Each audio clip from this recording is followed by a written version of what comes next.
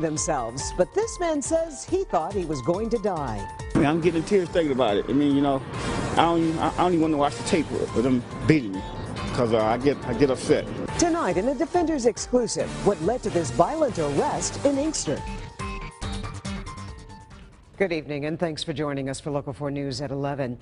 The video is graphic and pretty tough to watch. Two Inkster police officers make a traffic stop, and what happens next has led to a state investigation. Were police really protecting themselves, or is it a simple case of brutality? Defender Kevin Dietz joins us from the Inkster police station with the video. Kevin.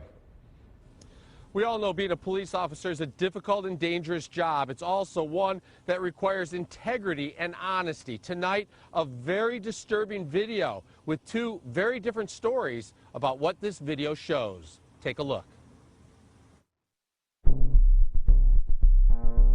You're looking at police dash cam video, a traffic stop of 57-year-old Floyd Dent, who is driving his Cadillac in the city of Inkster. When he's pulled over by police, he opens his car door. The situation immediately escalates and then turns violent.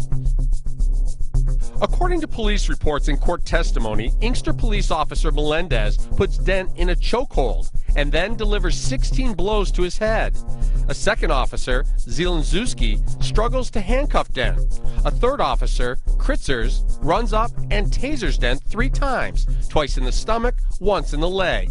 Several Michigan State police officers respond as backup and are also on scene. Police say they were protecting themselves. Dent says he doesn't know why he was pulled over or why he was viciously beaten. Next thing I know, Officer brought up to me with his gun, you know, talking about blowing my head off. Then he grabbed me out the car, you know, and started beating on me. You know, I just couldn't believe it. Police say they first saw Dent's car through binoculars. They were watching an area known for drug dealing. They followed Dent's car and say he did not properly stop at a stop sign. They say when they turned on their overhead lights, Dent did not pull over immediately, and they believed he was fleeing the officers. When overhead lights came on, I looked. I said, wow, are they stopping me? Dent says he did not try and flee, and the video shows he drove at a consistent speed until pulling over across the street from the old police station. I had pulled over and opened my car door, had my hands out. When the car door opened, the police say they ordered Dent to put his hands up, but they could only see one of his hands. They say Dent yelled at the officers, "I'll kill you."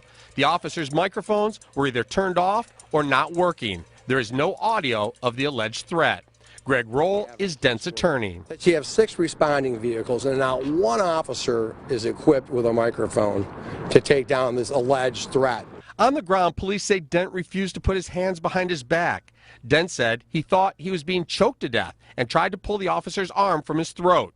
The officer says Dent bit him on the arm, and that's why he started punching.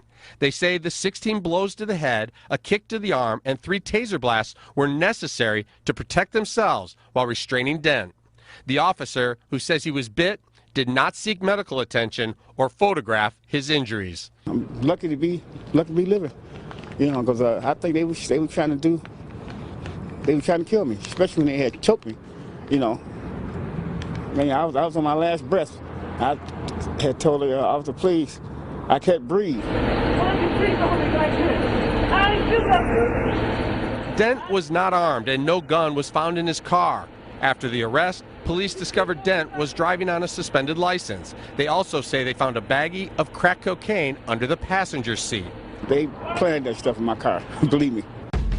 Dent has been working for Ford Motor Company for 37 years and has no criminal record. He had his blood tested at the hospital and had no drugs in his system. Officer Melendez, the one seen throwing the punches, is the same officer who, when working as a Detroit police officer in 2003, was charged by the U.S. Attorney's Office with planting evidence and falsifying reports. A jury found Officer Melendez not guilty.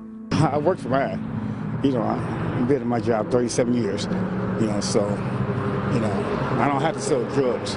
You know, I don't sell drugs, you know, and don't do drugs.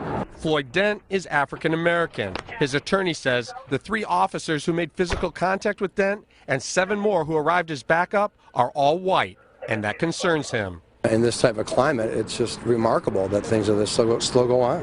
It's amazing. It amazes me. And it's shocking and disturbing. A judge looked at the video and dismissed multiple charges, saying there is no evidence that Dent was fleeing and eluding police officers, no evidence that Dent was resisting arrest, and no evidence that Dent assaulted any police officers. Inkster Police launched an investigation immediately and asked the Michigan State Police to investigate as well. Officer Melendez is off the street working a desk job pending the outcome of the investigations. The Inkster Police Department has a policy in line with best practices that requires that any significant use of force or serious use of force resulting in injury requires an internal investigation. That I was notified that night of the prisoner going to the hospital, and the investigation was ordered immediately, and it's ongoing at this time. I'm getting tears thinking about it. I mean, you know, I don't even want to watch the tape of them beating me, because I get upset.